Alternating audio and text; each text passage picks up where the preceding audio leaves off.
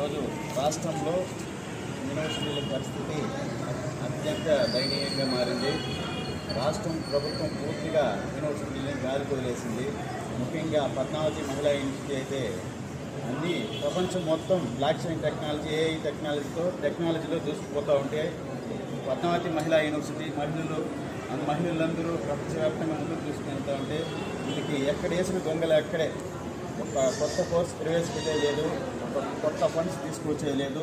ఈ ప్రొఫెసర్లు, వీసీలు వీళ్ళకి ఏదైతే కమిషన్ వస్తాయో దాని మీదనే కుమ్మక్కై అవి మాత్రమే తీసుకుంటున్నారు. అనేక రకాల సెంట్రల్ నుంచి అనేక రకాల స్కిల్ డెవలప్మెంట్ అనేది, block chain technology, artificial intelligence మీద అనేక రకాల ఫండ్స్ ఉన్నాయి. అవి తీసుకుని వచ్చి ప్రపంచంతో మనం పోటీ పడాలంటే ఇప్పుడున్న క్రిప్టో కరెన్సీ అయితే డిజిటల్ కరెన్సీ మీద అత్యంత కీలకంగా ప్రపంచంగా వేగంగా పరిణామాలు మారుతున్నాయి.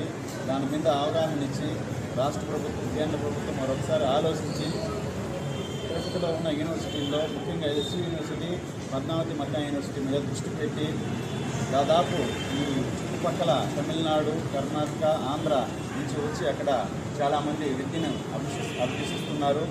కావున దీనిపైన ప్రత్యేకంగా ముఖ్యమంత్రి సొంత జిల్లా కాబట్టి అలాగే నారా లోకేష్ గారు ప్రత్యేకంగా శ్రద్ధ తీసుకొని ఎస్సీ యూనివర్సిటీ మీద, పద్మావతి మహిళా యూనివర్సిటీ మీద నిధులు